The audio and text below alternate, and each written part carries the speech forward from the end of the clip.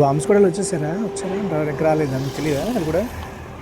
మేము వచ్చేప్పటికే మొత్తం అసలు ఏం లేదండి అక్కడ. అందరూ వెళ్ళిపోయారా?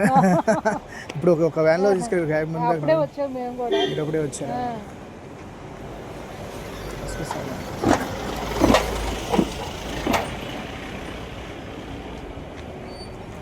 అందుకే మాకు ఎవరు ఏం తెలియదు. ఎవరైనా వస్తే కానీ మాకు ఎవరైనా తెలియదు. నేను ఎస్పీ గారా లేకపోతే ఎస్పీ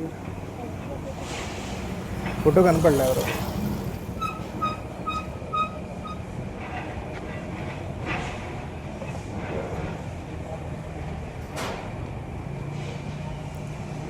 మనకు బాంబ్స్ కూడా వచ్చే వరకు కన్ఫర్మ్ కాదు. ఎవరున్నారు ఏంటో అట్లా. ఇది డేంజరస్ ప్లేసెస్ కదా. ఇల్లు ఉంటే గబుక్కునే ఏదన్నా మనుషులకి ఊరికే ఆరా వస్తుంది. అక్కడ ఇంట్లో ఎవరు ఉంటున్నారు, ఎంతమంది ఉంటున్నారు. వర్కర్ లాగా వచ్చారు వీళ్ళందరూ కూడా. ఇదేమో అంతా ఫ్యాక్టరీ లాగా ఉన్నట్టు. అంతా ఇదంతా ఆటో నగర్ కదా, వర్కింగ్ చేస్తారు అని రకరకాల కంపెనీలు. ఎవరి గురించి ఎవరు పట్టించుకోరు, పని చేసుకుని వెళ్ళిపోతారు అందరు. ఈవినింగ్ కల్లా వెళ్ళిపోతారు.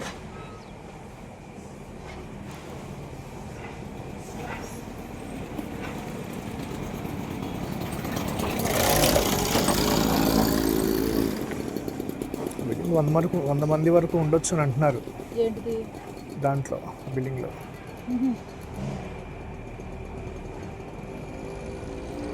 అసలు అంతమందికి ఎలా ఇస్తున్నారు వాళ్ళు? అసలు ముందు అది కదా, అంతమంది వచ్చారంటే అసలు వాళ్ళు ఎవరు ఒక్కసారి దిగారంట కదా. ఏంటి అనేది మనకి ఇప్పుడు మన ఫేస్ లో ఒకలాగా ఉంటే బయట మాత్రం తేడా. కొన్ని ఒకళ్ళు ఇద్దరు, కొన్ని ఒక 4-5 అంటే ఏదో ఫ్యామిలీ ఉండటానికి వస్తున్నారులే అనుకోవచ్చు. అంతమంది ఒకేసారి వచ్చాడంటే ఆ రెంట్కి ఇచ్చి అతనైనా ఎలా ఇచ్చాడు?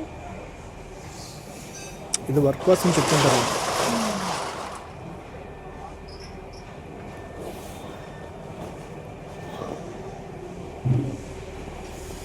ఇలా పోయే కాలంలో వచ్చి పని చేసుకుని బ్రతకకుండా. ఇప్పటివరకు మనం ఏపీలో లేదని ధైర్యంగా ఉన్నాం. మనం హైదరాబాద్ భయం అనుకున్నాం, మనకు కూడా వచ్చేసింది.